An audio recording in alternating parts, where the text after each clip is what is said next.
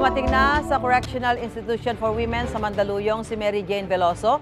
Doon siya idiniretso mula sa NAIA Terminal 3. Update tayo sa unang balita live ni Bea Pinlang. Bea?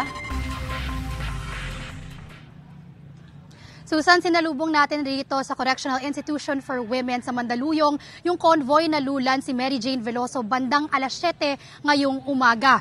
Dito idiniretso si Veloso na kalalapag lang sa Pilipinas mula sa Indonesia kung saan 14 na taon siyang nakulong. Ayon sa Department of Justice, isasagawa muna ang medical at booking procedure kay Veloso na kasalukuyan daw ay masama ang pakiramdam o may iniindang sakit sa sikmura.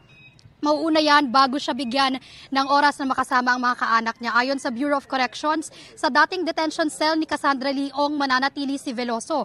Pinagbigyan din daw ng CIW ang hiling ni Veloso na adobong baboy at pastillas, ilan sa kanyang mga paborito. Isa sa ilalim si Veloso sa 5 araw na quarantine na bahagi ng protocol sa CIW. Matapos niyan, meron ding 55-day orientation, diagnostic evaluation at initial security classification na isasagawa para kay Veloso. Kapag nakumpleto na ito, saka lang siya may lilipat sa detention cell na i-assign sa kanya. Pero patuloy ang panawagan ni Veloso, mga kaanak at taga-suporta niya na mabigyan siya ni Pangulong Bongbong Marcos ng full at absolute clemency.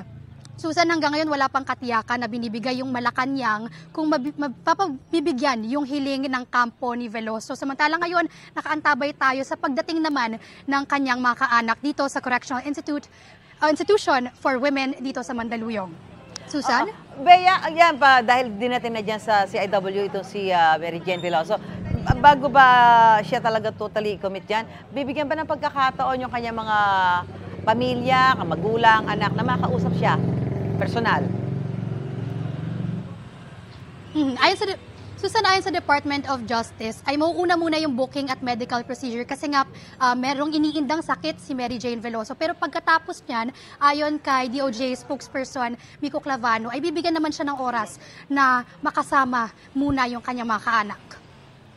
Okay, maraming salamat, Bea Pinlang.